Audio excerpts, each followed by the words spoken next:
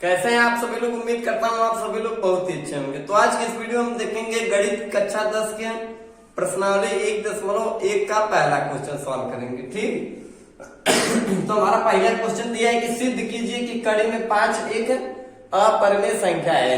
तो हम जानते हैं कि वे संख्याएं जिन्हें हम P/Q के रूप में व्यक्त नहीं कर सकते वो क्या होती हैं, अपरिमेय संख्याएं। ठीक तो यहाँ पर हम लिख देंगे कड़ी में 5 और बराबर इधर हम परिमेय संख्या ले लेंगे A/B। ऐसी संख्याएं जिन्हें हम A/B या P/Q के रूप में व्यक्त करते हैं वे होती हैं परिमेय संख्याएं। तो यहाँ पे हम लिखेंगे कि A और B पूर्णांक है, A और B पूर्णांक है तथा A और B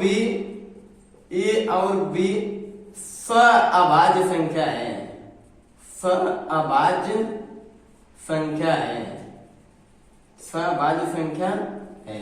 हम समझेंगे कि सअभाज्य संख्याएं क्या है। तो ऐसी दो संख्याएं जिनका मसा एक आता है वो क्या होती हैं, सअभाज्य संख्याएं। तो A और B का मसा हमेशा क्या आएगा, एक। जिसे कहा जाए 2/4 क्या सअभाज्य संख्याएं हैं। सबसे पहले हम इनको काटेंगे, कटने लायक है, और उसके बाद ये CF निकालेंगे। तो 2 एक 2 और 2 दूनी 4 आया 1/2। 1/2 का ये CF कुछ नहीं मिलेगा तो हम एक गुणनखंड बना लेंगे अपने से, और ये जो एक निकाल कर आया है वही हमारा क्या है, यह CF। और यह इन दोनों संख्याओं का CF 1 आया, मतलब 2/4 क्या है, सअभाज्य संख्या है। ठीक तो यहाँ पे अब हम इस पे चलते हैं। जो हमारा कड़ी में 5 बराबर A/B माने हैं, हमें लिख देना है कि दोनों पक्षों का वर्ग करने पर, दोनों पक्षों का वर्ग करने पर जब हम दोनों पक्षों का वर्ग करेंगे तो हो जाएगा कड़ी में 5 का होल स्क्वायर बराबर A/B का होल स्क्वायर। कड़ी में 5 का वर्ग करेंगे, हम जानते हैं कड़ी वाली संख्याओं का वर्ग करने पर कड़ी हट जाती है। तो हो जाएगा 5 बराबर A का वर्ग करेंगे A स्क्वायर, B का वर्ग करेंगे B स्क्वायर, हम गुणा कर देंगे, हो जाएगा 5B स्क्वायर बराबर A स्क्वायर। अब देखिए B स्क्वायर बराबर A स्क्वायर, 5 को हम उधर ले जाएंगे, नीचे हो जाएगा A स्क्वायर बटे 5। ये जो A स्क्वायर बटे 5 है, हम मान लेते हैं कि यह A स्क्वायर का 1/5 क्या है, गुणनखंड। तो लिख देंगे कि A स्क्वायर का एक गुणनखंड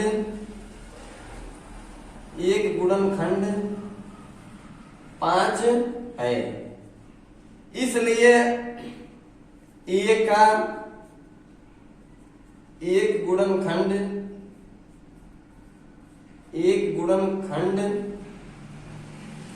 5 होगा। ठीक जब A स्क्वायर का एक गुणनखंड 5 है तो A का भी एक गुणनखंड क्या होगा, 5। अब देखिए यहां तक यह बातें समझ में आई। अब हम मान लेते हैं, आगे चलते हैं। देखिए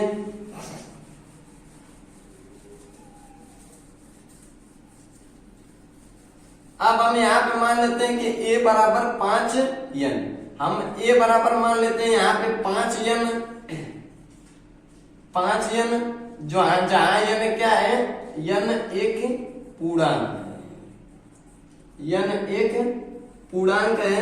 लिख देंगे कड़ी में 5 बराबर एक मान लिख देंगे पूरा 5n/D। फिर से हम लिख देंगे दोनों पक्षों का वर्ग, दोनों पक्षों का वर्ग करने पर,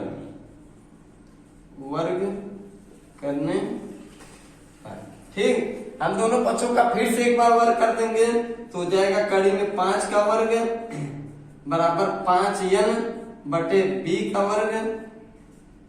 कड़ी 5 का वर्ग करेंगे आएगा 5, अब बराबर 5 का वर्ग करेंगे आएगा 25, और n का वर्ग करेंगे आएगा n स्क्वायर बटे B स्क्वायर। गुणा कर देंगे 5B स्क्वायर बराबर 25 n स्क्वायर। अब देखिए यहाँ पे लिख देंगे B स्क्वायर। अब हमारा हो जाएगा, इसको इधर लाएंगे 5B स्क्वायर अब बटे 25 अब बराबर हमारा इधर क्या बचेगा, n स्क्वायर। तो देखिए काट देंगे, 5 × 5 और 5 25। यहाँ पे समझते हैं, आ गया b स्क्वायर बटे 5 बराबर n स्क्वायर। या आप इसे लिख सकते हैं कि n स्क्वायर बराबर b स्क्वायर बटे 5। तो यह भी वही बात आई, b स्क्वायर बटे 5 आया, तो हम मान लेते हैं कि b स्क्वायर का एक गुणनखंड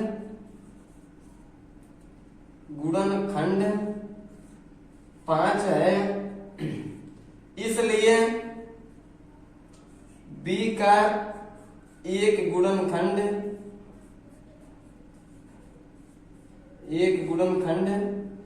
5 होगा या है। ठीक, यह बात निकल कर आए कि जब b स्क्वायर का एक गुणनखंड 5 है तो b का भी एक गुणनखंड 5 है।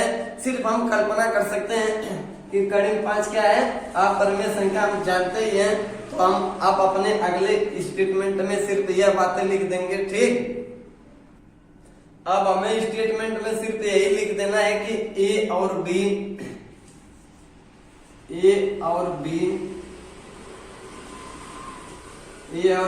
का एक गुणनखंड 5 है,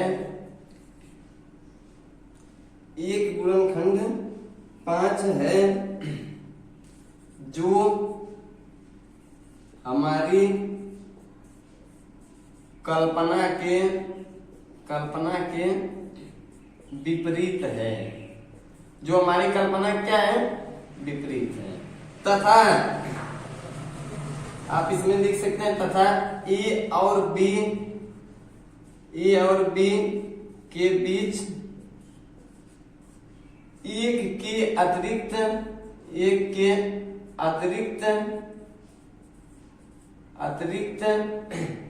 कोई अन्य उभयनिष्ठ गुणनखंड नहीं है, कोई अन्य उभयनिष्ठ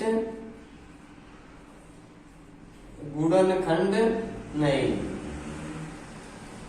ठीक, ए और बी का सहभाज्य संख्यांक पालन में बताया कि केवल एचसीएफ एक आएगा, एक के सिवा कोई अन्य गुणनखंड नहीं है। जो हम b स्क्वायर का एक गुणनखंड 5 आया था तो b का भी एक गुणनखंड 5 आएगा, a स्क्वायर का एक गुणनखंड 5 आया था तो a का भी एक गुणनखंड 5 आएगा। ठीक, अर्थात a और b का एक गुणनखंड क्या होगा, 5। हमारी कल्पना के विपरीत है, ये हमारी कल्पना क्या है, विपरीत। ठीक, तथा a और b के बीच एक के अतिरिक्त कोई अन्य गुणनखंड उपनिष्ठ नहीं है। तो हम लिख सकते हैं कि अतः कड़ी में 5 एक अपरिमेय संख्या है, अपरिमेय संख्या है, एक अपरिमेय संख्या है। तो इस तरीके से सिद्ध होता है कि हमारा जो कड़ी में 5 है अपरिमेय संख्या है।